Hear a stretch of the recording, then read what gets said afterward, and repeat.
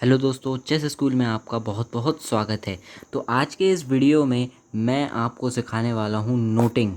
तो अगर आपने मेरी प्रीवियस वीडियोस देखी हैं तो उसमें मैंने कई बार बताया है कि कैसे आप सिर्फ 4 चालों में अपने ओपोनेंट को चेकमेट दे सकते हैं। एंड मैंने लश्कर ट्रैप भी डाला हुआ है यूट्यूब पर, लीगल ट्रैप भी डाला हुआ है।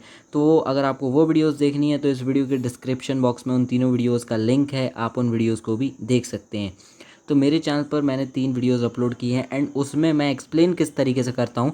उसमें मैं कुछ इस तरीके से बोलता हूँ कि आपको चलना है पॉन D4, फिर वो चलेगा रिस्पॉन्स में पॉन D5। तो इस तरीके से मैं बोलता हूँ। तो ये चीज़ अगर आपने हो सकता है किसी और यूट्यूबर से भी सुनी हो, या हो सकता है आपने किसी प्रोग्राम वगैरह में सुनी हो, चेस के जो कॉम्पिटिशन्स होते हैं। तो ये एक प्रोफेशनल तरीका होता है प्रोनाउंस करने का। तो वो तरीका मैं आपको आज इस वीडियो में बताने वाला हूँ कि कैसे आप नोटिंग सीख सकते हैं और कैसे समझ सकते हैं कि D5 का मतलब क्या है या फिर H5 का मतलब क्या है। इस तरीके से मैं समझाने वाला हूँ इस वीडियो में, तो इस वीडियो को लास्ट तक ज़रूर देखिएगा। तो दोस्तों, अब मैं आपको बताता हूँ कि नोटिंग किस तरह से हमको पहचाननी होती है कि सामने वाला क्या बोल रहा है। लेट्स सपोज़ यहाँ पर मैंने बोला कि मैंने D4 चला, तो अभी D4 क्या है। तो मैंने यहाँ पर बोला कि पॉन D4 चला, तो हम कैसे समझे। तो यहाँ पर हमें कुछ प्रैक्टिस करनी होगी एंड कुछ चीज़ें समझनी होगी। तो सबसे पहले तो आप ये चेस का कॉलम देखिए, पूरा का पूरा ये चेस बोर्ड देखिए। यहाँ पर हमारे पास वाइट है, सामने ब्लैक है। अब यहाँ पर आप साइड में देख सकते हैं कुछ नंबर्स यहाँ पर दिए हुए हैं, 1 2 3 4 5 6 7 8। देन अगर आप यहाँ पर देखेंगे तो यहाँ पर ABCDs दी हुई हैं, ABCDEFGH, इस तरीके से। तो यहाँ पर आप देख सकते हैं कुछ ये चीज़ें लिखी हैं। अब अगर आपने इनको कभी पहले नोटिस किया हो, आपके घर पे जो चेस बोर्ड रहता है या फिर आप जो चेस का गेम खेलते हो उस पर, तो क्या आपने कभी सोचा है कि ये नंबर्स एंड लेटर्स क्यों लिखे रहते हैं। अब जिन लोगों को नोटिंग आती है उनको पता है कि ये क्यों यहाँ पर लिखे रहते हैं, बट जिन लोगों को नोटिंग नहीं आती है उनको मैं यहाँ पर बता देता हूँ।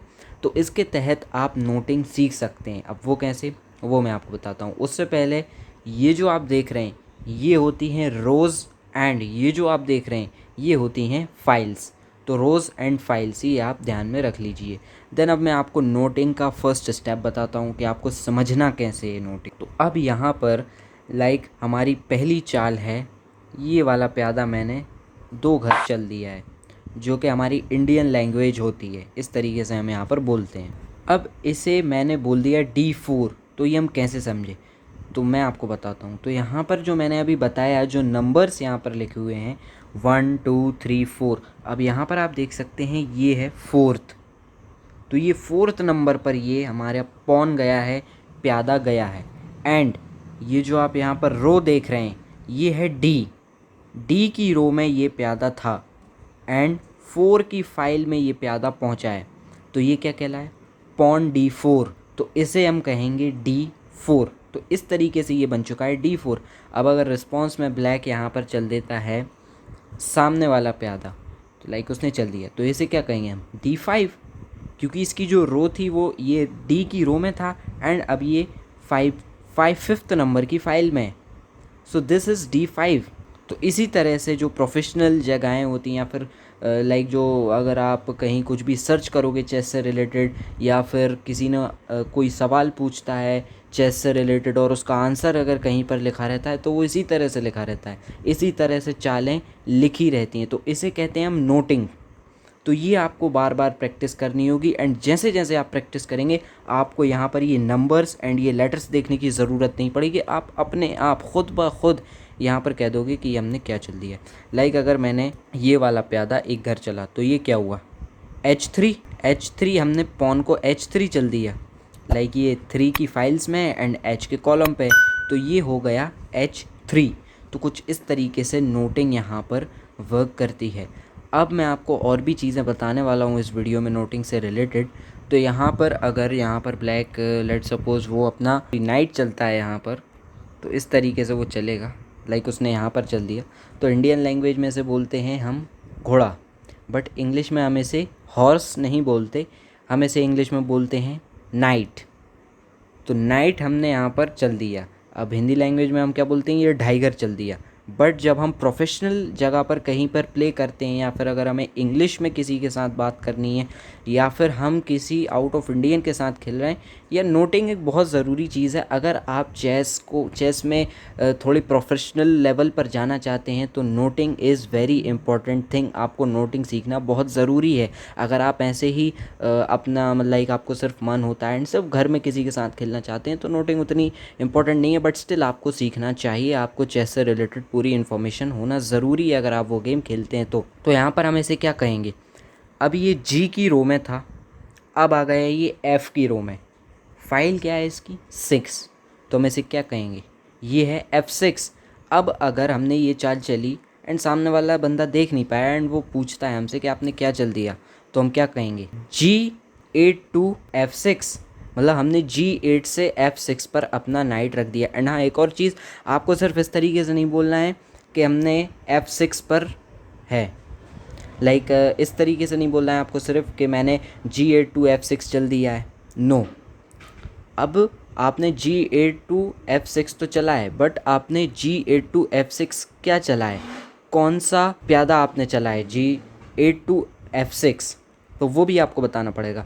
तो यहाँ पर हम शॉर्ट में कुछ इस तरीके से बोलते हैं कि हमने चला है NG8 to F6। अभी NG8 to F6 क्यों, तो नाइट की स्पेलिंग है KNIGHT, जिसमें K साइलेंट रहेगा, तो यहाँ पर हम N का इस्तेमाल करेंगे। तो NG8 to F6 यानी नाइट G8 to F6, यानी हमने नाइट को G8 से F6 पर चला है।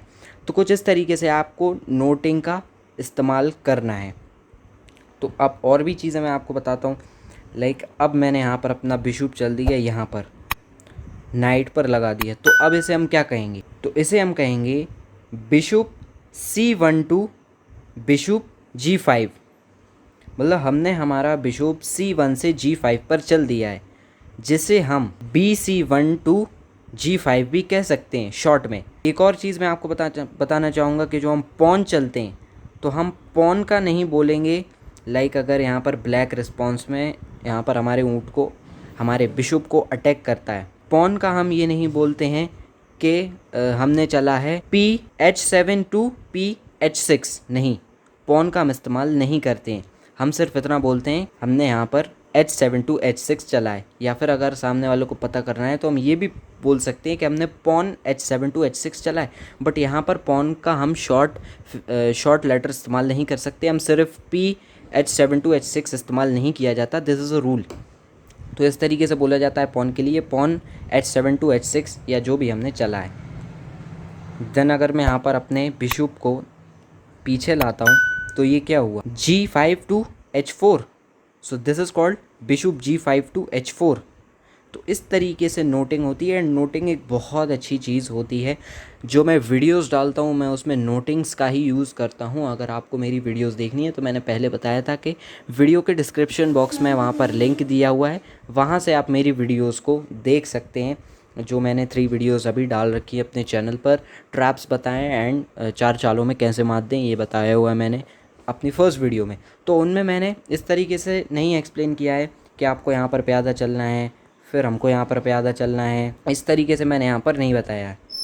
मैंने वहाँ पर नोटिंग का यूज़ किया है कि लाइक आपको यहाँ पर लाइक स्टार्टिंग में आपको यहाँ पर C5 चल देना है, फिर आपको यहाँ पर कैप्चर कर लेना है उसका प्यादा जो उसका पॉन है। तो यहाँ पर हम पॉन D4 से पॉन को C5 पर चल देंगे, तो ये हमने उसका पॉन कैप्चर कर लिया है।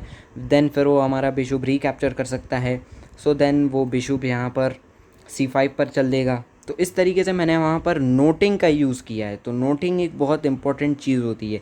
अब मैं आपको एक और चीज़ बताना चाहूँगा कि जब हम पॉन यहाँ पर लेट सपोज़ हमने यहाँ पर रखा, ओके, देन ब्लैक ने रेंडमली कोई भी चाल चली, देन जब हम पॉन से कोई भी चीज़ कैप्चर करते हैं तो पॉन दूसरी साइड में जाता है, वो सीधा नहीं जाता है कैप्चर करते हुए, वो सीधे में किसी भी चीज़ को कैप्चर नहीं कर सकता है। वो जब हम पॉन से किसी भी चीज़ को कैप्चर करते हैं देन वो दूसरे वाले रो में चला जाता है।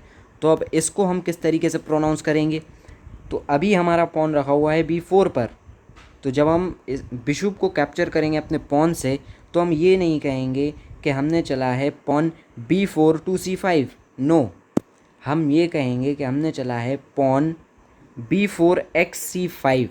अभी x क्यों? क्योंकि हमारी रो चेंज हुई है, तो this is also a rule. तो इस तरीके से हमें प्रोनाउंस करना है। अब लाइक यहाँ पर ब्लैक ने चल दिया पॉन B6, देन जब हम फिर से अपने पॉन से उसका पॉन कैप्चर करेंगे तो हम फिर से क्या बोलेंगे यहाँ पर, पॉन C5 XB6, कुछ इस तरीके से। यहाँ पर आप देख सकते हैं। अब अगर वो पॉन से ये रिकैप्चर करता है हमारा पॉन, तो वो ये नहीं कहेंगे कि pawn A7 to pawn B6, no, pawn A7 XB6, क्योंकि वहाँ पर रो चेंज हो रही है। तो इस तरीके से आपको नोटिंग्स का यूज़ करना है। तो कुछ यही रहता है। देन अगर लाइक यहाँ पर मैं किसी के साथ गेम नहीं खेल रहा हूँ, आपको सिर्फ एक्सप्लेन कर रहा हूँ इसलिए।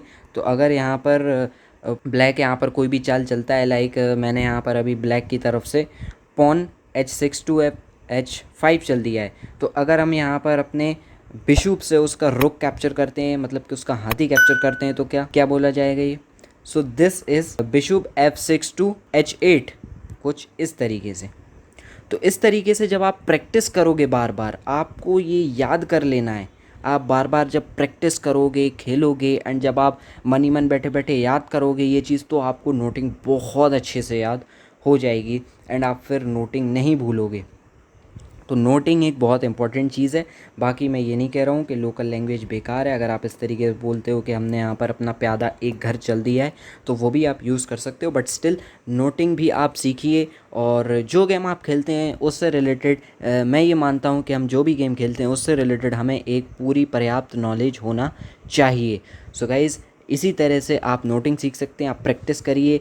आप अगर कुछ भी भूल गए हैं तो आप इस वीडियो को दोबारा देखिए एंड वीडियो को फुल ज़रूर देखिए, स्किप मत कीजिएगा।